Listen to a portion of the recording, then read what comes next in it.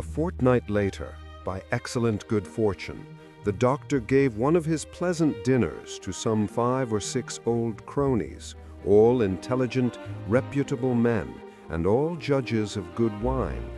And Mr. Utterson so contrived that he remained behind after the others had departed.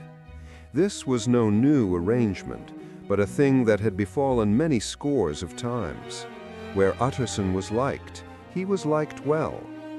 Hosts loved to detain the dry lawyer when the light-hearted and loose-tongued had already their foot on the threshold.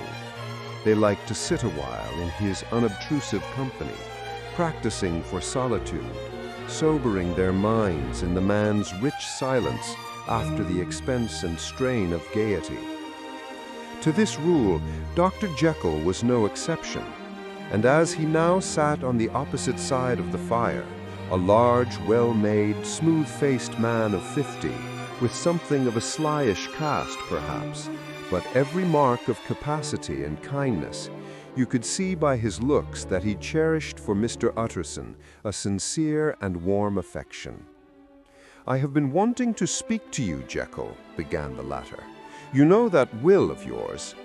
A close observer might have gathered that the topic was distasteful, but the doctor carried it off gaily. "My poor Utterson," said he, "you are unfortunate in such a client. I never saw a man so distressed as you were by my will, unless it were that hide-bound pedant, Lanyon, at what he called my scientific heresies.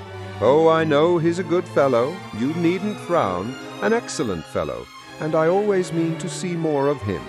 But a hide-bound pedant for all that, an ignorant, blatant pedant. I was never more disappointed in any man than Lanyon." "You know I never approved of it," pursued Utterson, ruthlessly disregarding the fresh topic. "My will?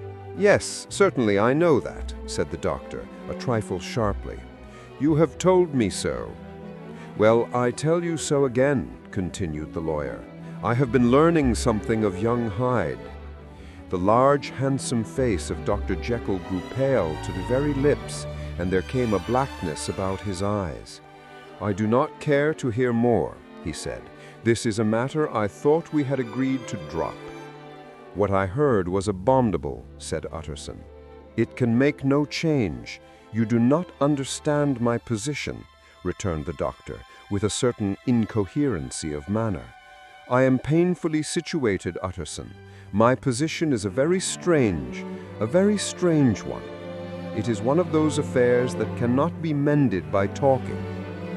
Jekyll, you know me. I am a man to be trusted. Make a clean breast of this in confidence, and I make no doubt I can get you out of it."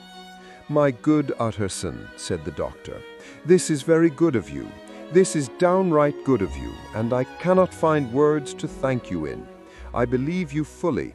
I would trust you before any man alive, before myself, if I could make the choice. But indeed, it isn't what you fancy. It is not as bad as that. And just to put your good heart at rest, I will tell you one thing. The moment I choose, I can be rid of Mr. Hyde.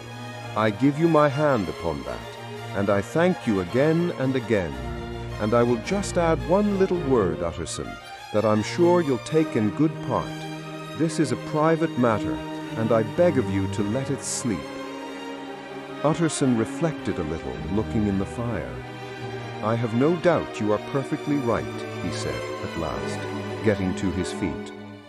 "Well, but since we have touched upon this business, and for the last time, I hope, there is one point I should like you to understand. I have really a very great interest in poor Hyde. I know you have seen him. He told me so, and I fear he was rude. But I do sincerely take a very great interest in that young man. And if I am taken away, Utterson, I wish you to promise me that you will bear with him and get his rights for him.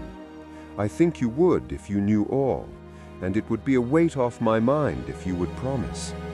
"I can't pretend that I shall ever like him," said the lawyer. "I don't ask that," pleaded Jekyll, laying his hand upon the other's arm. "I only ask for justice.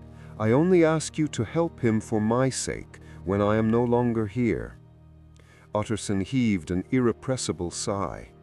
"Well," he said, "I promise.